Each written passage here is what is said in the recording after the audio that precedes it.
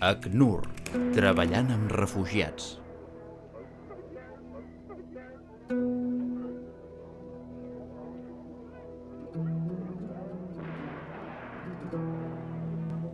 Van escapar a la devastació de la Segona Guerra Mundial, a les múltiples guerres contra la dominació colonial, als conflictes interns i a la repressió. Han fugit de la lluita civil, de la tirania i del menyspreu als drets humans. Valents i forts, busquen seguretat. By then when they came and they have abducted me, they tied me with the ropes. They took my father, then they went behind the house. Then they killed him there. Yes. كان خطر بيتنا قريب على المطار واحد وكثرة الانفجار فكان الأطفال يخافون من أصوات الطيارة تمشيط للمطار على طرف النهر فكان الأطفال يخافون وثاني شيء قتل ابن عمنا فالأقرباء كلهم رحلوا من أقربائي كلهم رحلوا ما بقيت إلا أنا فأنا رحلت معهم.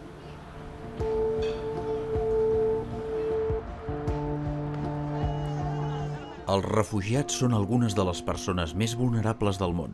Desproveïts dels seus drets i sovint de tot el que posseeixen, fugen a la recerca de seguretat. La feina de l'ACNUR és assegurar el respecte als drets bàsics dels refugiats i ocupar-se de les persones més indefenses, homes, dones i infants que ja no poden comptar amb la protecció del seu propi país.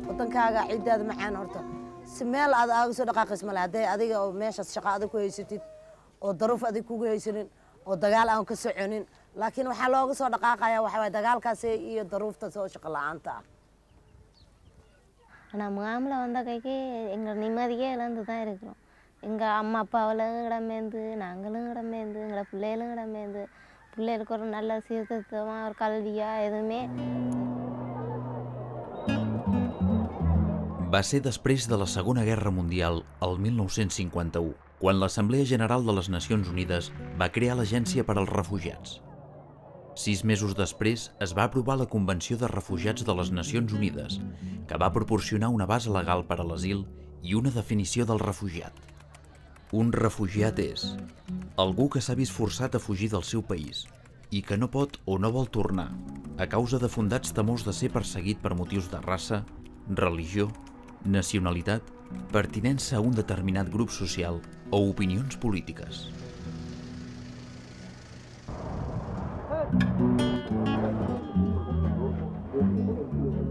La primera missió de l'ACNUR va ser reassentar més d'1 milió de persones que es van quedar sense llar com a conseqüència de la Segona Guerra Mundial.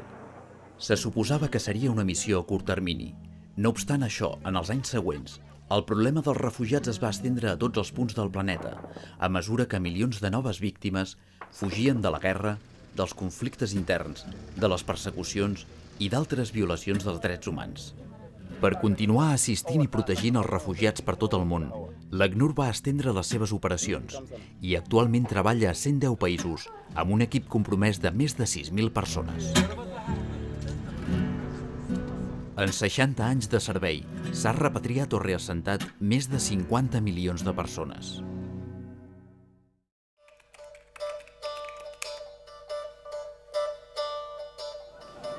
La protecció és el mandat essencial de l'ACNUR. Però què és exactament la protecció als refugiats? Per sobre de tot, significa assegurar que aquelles persones que fugen a causa de la persecució i els conflictes reben un refugi segur i assegurar que aquests mateixos refugiats no siguin enviats de nou a una situació de perill.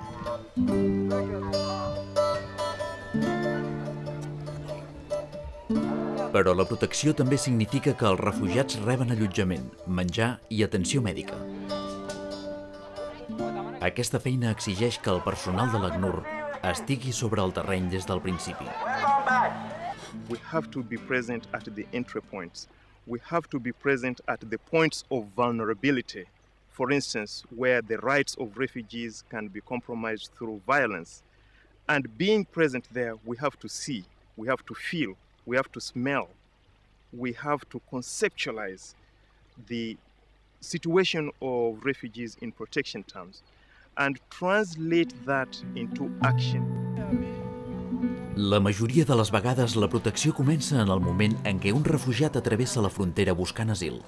Una vegada que es registra com a refugiat, l'ACNUR i les seves ONGs col·laboradores s'asseguren que els refugiats tinguin cobertes les seves necessitats bàsiques fins que puguin tornar al seu país. Have a quick needs assessment and immediately respond to their needs. They need blankets, they need houses that need reconstruction, they need food, and we're going to have to work together as the UN to ensure that these things are provided to them.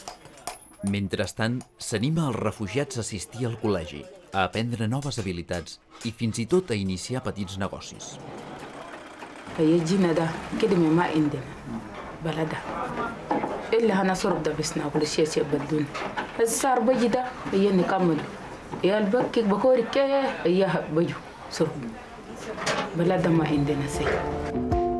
Però aquest tipus de vida solament pot ser una solució temporal.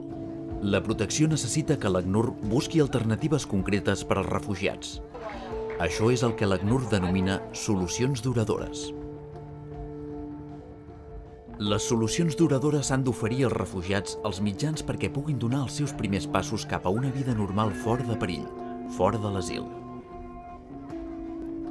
Les tres principals solucions duradores són repatriació o retorn dels refugiats al seu país d'origen quan es consideri segur, integració local, obtenció de la ciutadania del país d'asil adquirint els mateixos drets que els nacionals d'aquest país, o reassentament, reservat als refugiats més necessitats que començaran una nova vida en un país completament diferent.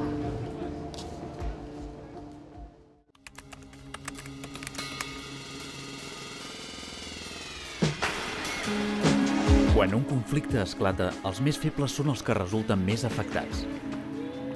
En qualsevol crisi de refugiats, entre el 75 i el 80% d'aquells que fugen de les seves llars són dones i infants. Sovint són abandonades i s'han d'espavilar per si soles. Dones refugiades i desplaçades busquen seguretat per a elles mateixes i per a les seves famílies. Ninafika hapa ulie nipate hata nguvu ka kusema nitumikie watoto. Nikifika hapa nikiwaza ile mawazo yote ya wakaka yangu na vile njari inanisumbua. Ona vile tunalala hapa kumajiwa na baridi, mvura hii kinatunyeshea sana, na hapa hakuna kwenye naweza kwenda kutumikia mbutapata ka chakula. Basi ile mawazo yote ilinifikia mroho, nikigonjwa tension. Hivi niko mgonjwa. En els camps de refugiats hi ha una relativa seguretat, encara que aquest aspecte segueix sent un motiu de preocupació. Els camps estan dissenyats de manera que les dones no hagin de caminar soles llargues distàncies per aconseguir menjar i aigua. També s'anima les dones a implicar-se en el lideratge en els camps per assegurar que els seus punts de vista siguin coneguts. So this is essential for UNHCR to identify those vulnerable and to ensure that they receive proper assistance. They are not left out. Les dones refugiades vencen les dificultats i s'enfronten a nous reptes. Sense dubtar-ho, accepten les noves responsabilitats de ser mare, pare i assalariat al mateix temps. I encara que han perdut gairebé tot el que posseïen, aquestes extraordinàries dones poques vegades perden de vista els seus somnis de futur. Because I feel all my children there now. The first thing I want to let my children then educate. Then we try, we build house for our children there. Because from now, no home for we. Les dones refugiades no només assumeixen nous rols, sinó que tenen moltes ganes d'aprendre noves habilitats. La capacitat de mantenir la pròpia família és en si mateixa una forma de protecció i una font de confiança per a aquestes dones. Ça leur donne un peu plus de pouvoir dans la société, aussi d'être impliquées elles-mêmes dans une activité, qu'elle soit génératrice de revenus ou pas aussi. Quand elles apprennent quelque chose, ça leur donne confiance en elles et sur d'autres aspects de leur vie, elles vont s'en servir de cette nouvelle confiance en soi. Els infants refugiats volen practicar esports i jugar com els altres nens i nenes. En molts camps no hi ha massa coses a fer i els joves parats fàcilment es desmoralitzen. El projecte de portar equipaments esportius als camps ha tingut un èxit enorme. Una simple porteria de futbol o una xarxa de voleibol suposen una manera positiva d'unir a la gent.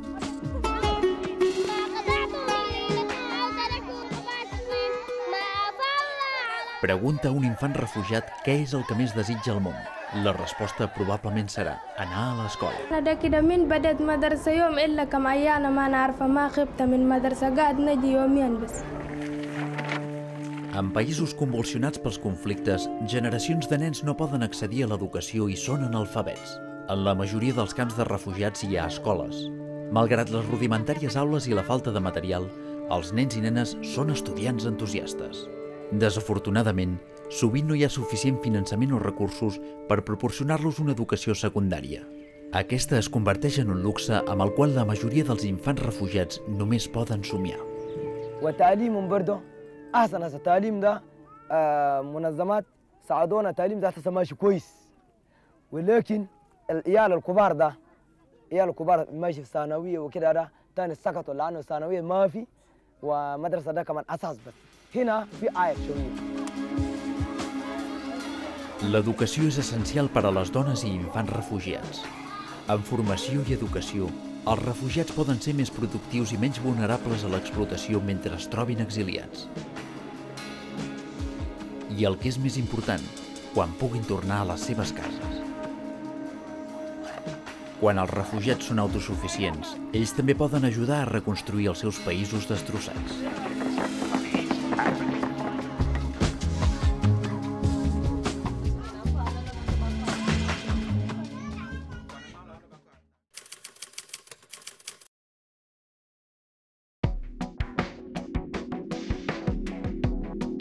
I així es resumeix el gran i principal repte de l'Agència de les Nacions Unides per als Refugiats, en una missió que des de l'any 2001 rep el suport del Comitè Català per als Refugiats. I és que el treball amb els refugiats i refugiades del món ens recorda cada dia la necessitat que vosaltres, nosaltres, tots plegats, protegim i respectem els drets humans.